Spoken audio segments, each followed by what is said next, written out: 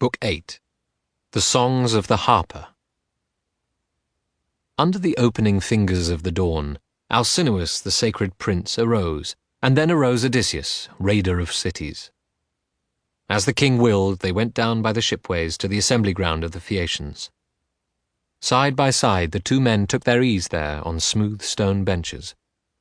Meanwhile Pallas Athena roamed through the byways of the town, contriving Odysseus's voyage home. In voice and feature the crier of the king Alcinous, who stopped and passed the word to every man. "Phaeacian lords and councillors, this way! Come to assembly, learn about the stranger, the new guest at the palace of Alcinous, a man the sea drove, but a comely man, the god's own light is on him." She aroused them, and soon the assembly ground and seats were filled with curious men, a throng who peered and saw the mastermind of war, Laertes' son. Athena now poured out her grace upon him, head and shoulders, height and mass, a splendor awesome to the eyes of the Phaeacians. She put him in a fettle to win the day, mastering every trial they set to test him. When all the crowd sat marshalled, quieted, Alcinous addressed the full assembly. "Hear me, lords and captains of the Phaeacians. Hear what my heart would have me say. Our guest and new friend, nameless to me still, comes to my house after long wandering in dawn lands or among the sunset races. Now he appeals to me for conveyance home. As in the past, therefore, let us provide passage, and quickly, for no guest of mine languishes here for lack of it. Look to it. Get a black ship afloat on the noble sea, and pick our fastest sailor. Draft a crew of 52 from our younger townsmen, men who have made their names at sea. Loop oars well to your thole-pins, lads, then leave the ship, come to our house, fall to and take your supper. We'll furnish out a feast for every crewman. These are your orders. As for my older peers and princes of the realm, let them foregather in festival for our friend in my great hall, and let no man refuse. Call in our minstrel, Demodocus, whom God made lord of song, heart-easing, sing upon what theme he will." He turned, led the procession, and those princes followed, while his herald sought the minstrel. Young oarsmen from the assembly chose a crew of 52 as the king commanded, and these filed off along the waterside to where the ship lay, poised above open water. They hauled the black hull down to ride the sea, rigging a mast and spar in the black ship, with oars at trail from corded rawhide, all seamanly. Then tried the white sail, hoisting, and moored her off the beach. Then, going ashore, the crew went up to the great house of Alcinous. Here the enclosures, entranceways, and rooms were filled with men, young men and old, for whom Alcinous had put 12 sheep to sacrifice, 8 tuskers, and a pair of shambling oxen. These now they flayed and dressed to make their banquet. The crier soon came, leading that man of song whom the muse cherished. By her gift he knew the good of life and evil, for she who lent him sweetness made him blind. Pontonous fixed a studded chair for him hard by a pillar amid the banqueters, hanging the taut harp from a peg above him, and guided up his hands upon the strings, placed a bread-basket at his side, and poured wine in a cup that he might drink his fill. Now each man's hand went out upon the banquet. In time, when hunger and thirst were turned away, the muse brought to the minstrel's mind a song of heroes whose great fame rang under heaven, the clash between Odysseus and Achilles, how one time they contended at the god-feast, raging, and the martial Agamemnon felt inward joy over his captain's quarrel, for such had been foretold him by Apollo at Pytho, hallowed height, when the Achaean crossed that portal of rock to ask a sign, in the old days when grim war lay ahead for Trojans and Darnæans by God's will. So ran the tale the minstrel sang. Odysseus, with massive hand, drew his rich mantle down over his brow, cloaking his face with it, to make the Phaeacians miss the secret tears that started to his eyes. How skillfully he dried them when the song came to a pause, threw back his mantle, spilt his gout of wine. But soon the minstrel plucked his note once more, to please the Phaeacian lords who loved the song. Then in his cloak Odysseus wept again. His tears flowed in the mantle unperceived. Only Alcinous at his elbow saw them, and caught the low groan in the man's breathing. At once he spoke to all the sea folk round him. "Hear me, lords and captains of the Phaeacians. Our meat is shared, our hearts are full of pleasure from the clear harp tone that accords with feasting. Now for the field and track. We shall have trials in the pentathlon. Let our guest go home and tell his friends what champions we are at boxing, wrestling, broad jump, and foot racing." On this he led the way, and all went after. The crier unslung and pegged the shining harp, and, taking Demodocus's hand, led him along with all the rest. Phaeacian peers, gay amateurs of the great games. They gained the common, where a crowd was forming, and many a young athlete now came forward, with seaside names like Tipmast, Tide Race, Sparwood, Hullman, Sternman, Beecher, and Pullerman, Bluewater, Sheerwater, Running Wake, Borderly, Seabelt, son of Grandfleet Shipwrightson. Seareach stepped up, son of the launching master, rugged as Ares, bane of men. His build excelled all but the Prince Laodamas, and Laodamas made entry with his brothers, Halius and Clytonius, sons of the king. The runners first must have their quarter mile. All lined up tense, then go, and down the track they raised the dust in a flying bunch, strung out longer and longer behind Prince Clytonius. But just so far as a mule team breaking ground will distance oxen, he left all behind and came up to the crowd an easy winner. Then they made room for wrestling, grinding bouts that Seareach won, pinning the strongest men. Then the broad jump, first place went to Seabelt. Sparwood gave the discus the mightiest fling, and Prince Laodamas outboxed them all. Now it was he, the son of Alcinous, who said when they had run through these diversions, "Look here, friends, we ought to ask the stranger if he competes in something. He's no cripple. Look at his leg muscles and his forearms. Neck like a bollard, strong as a bull he seems, and not old, though he may have gone stale under the rough times he had. Nothing like the sea for wearing out the toughest man alive." Then Seareach took him up at once and said, "Laodamas, you're right, by all the powers. Go up to him yourself and put the question." At this, Alcinous's tall son advanced to the centre ground, and there addressed Odysseus. "Friend, Excellency, come join our competition, if you are practised as you seem to be. While a man lives, he wins no greater honour than footwork and the skill of hands can bring him. Enter our games, then. Ease your heart of trouble. Your journey home is not far off, remember. The ship is launched, the crew all primed for sea." Odysseus, canniest of men, replied, "Laodamas, why do you young chaps challenge me? I have more on my mind than track and field. Hard days and many have I seen and suffered. I sit here at your field meet, yes, but only as one who begs your king to send him home." Now Seareach put his word in, and contentiously. "The reason being, as I see it, friend, you never learned a sport and have no skill in any of the contests of fighting men. You must have been the skipper of some tramp that crawled from one port to the next, jam full of chaffering hands, a tallier of cargoes, itching for gold, not, by your looks, an athlete." Odysseus frowned and eyed him coldly, saying, "That was uncalled for, friend. You talk like a fool. The gods deal out no gift, this one or any, birth, brains, or speech to every man alike. In looks a man may be a shade, a spectre, and yet be master of speech so crowned with beauty that people gaze at him with pleasure. Courteous, sure of himself, he can command assemblies, and when he comes to town the crowds gather. A handsome man, contrariwise, may lack grace and good sense in everything he says. You now, for instance, with your fine physique, are gods indeed.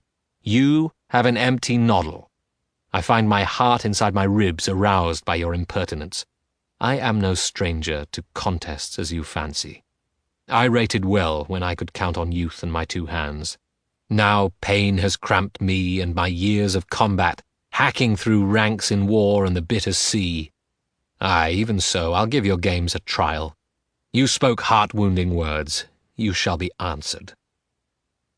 He leapt out, cloaked as he was, and picked a discus, a rounded stone, more ponderous than those already used by the Phaeacian throwers, and whirling let it fly from his great hand with a low hum.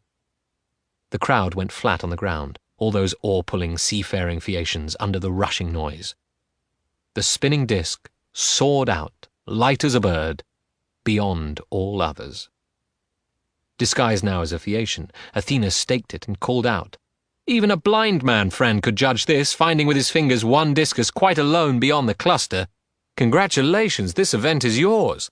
Not a man here can beat you or come near you." That was a cheering hail, Odysseus thought, seeing one friend there on the emulous field. So in relief he turned among the Phaeacians and said, Now come alongside that one, lads. The next I'll send as far, I think, or farther. Anyone else on edge for competition, try me now. By heaven, you angered me. Racing, wrestling, boxing, I bar nothing with any man except Laodamus, for he's my host.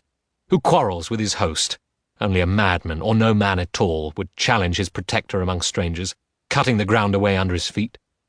Here are no others I will not engage, none but I hope to know what he is made of. Inept at combat, am I? Not entirely. Give me a smooth bow, I can handle it, and I might well be first to hit my man amid a swarm of enemies, though archers in company around me drew together.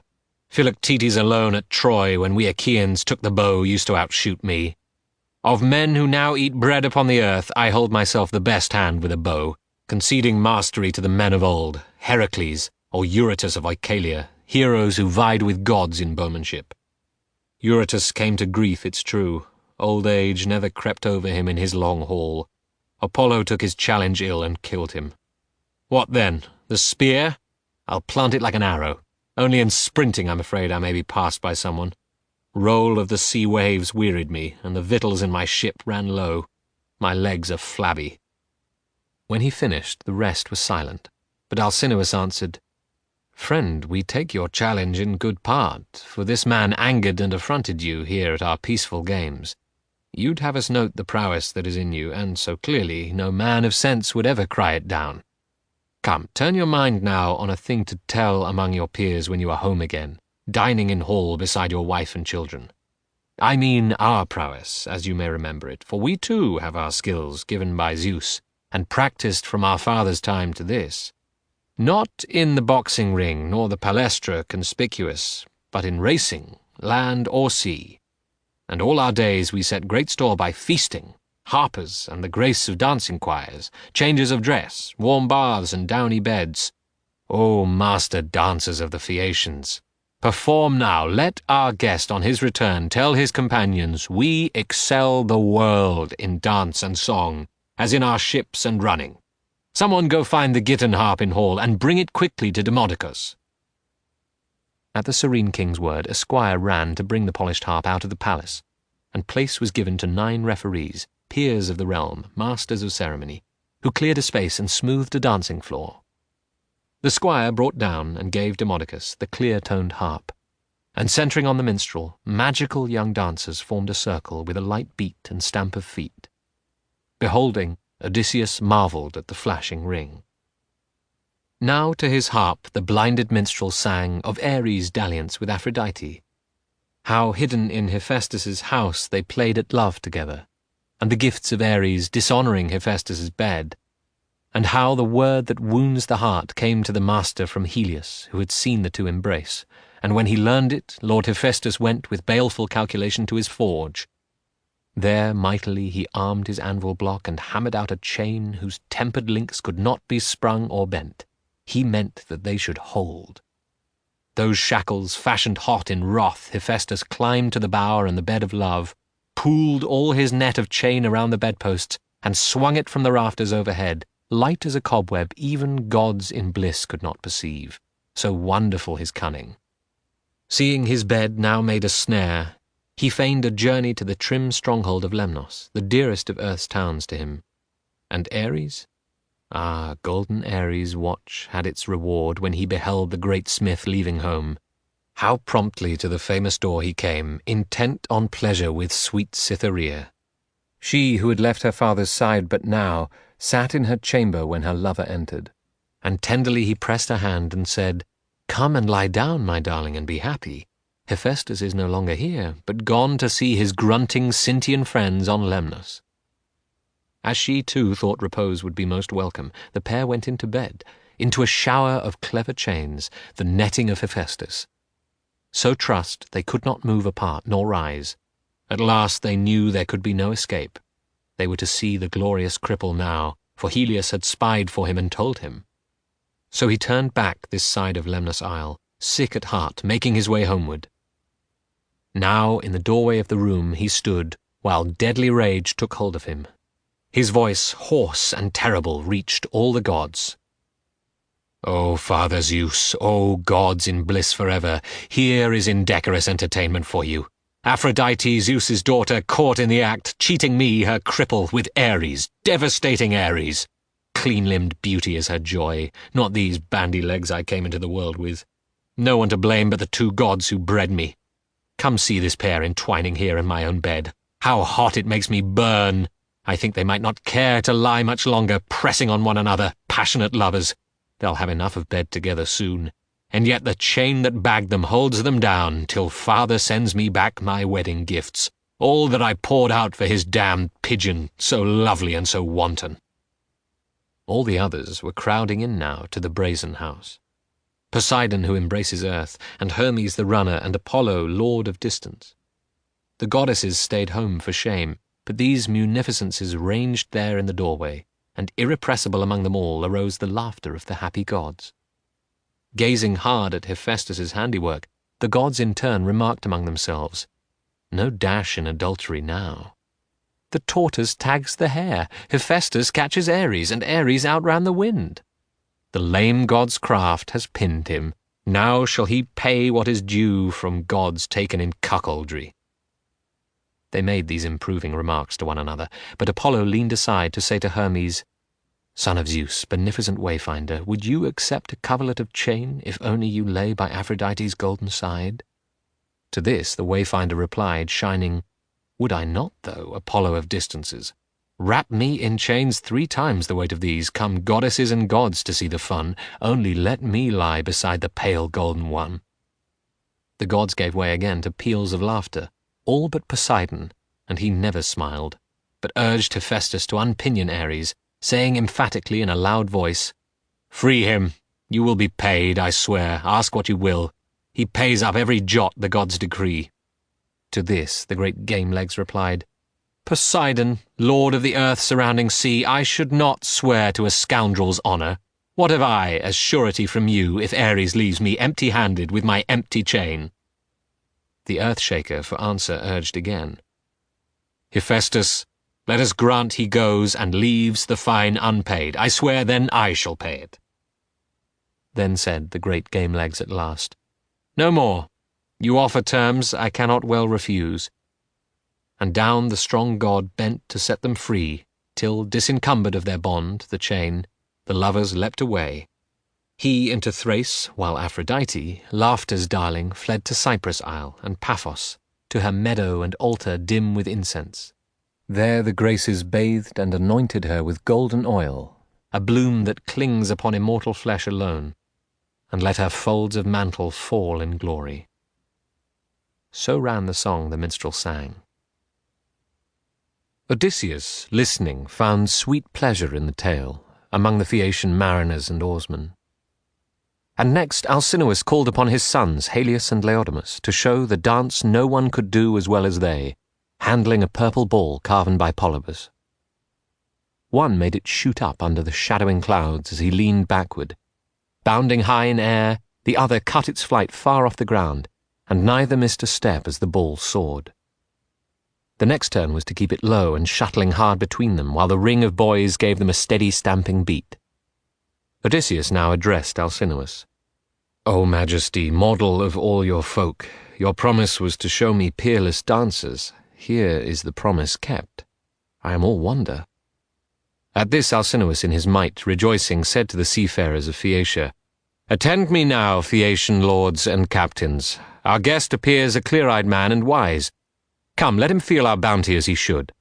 Here are 12 princes of the kingdom, lords paramount, and I who make 13.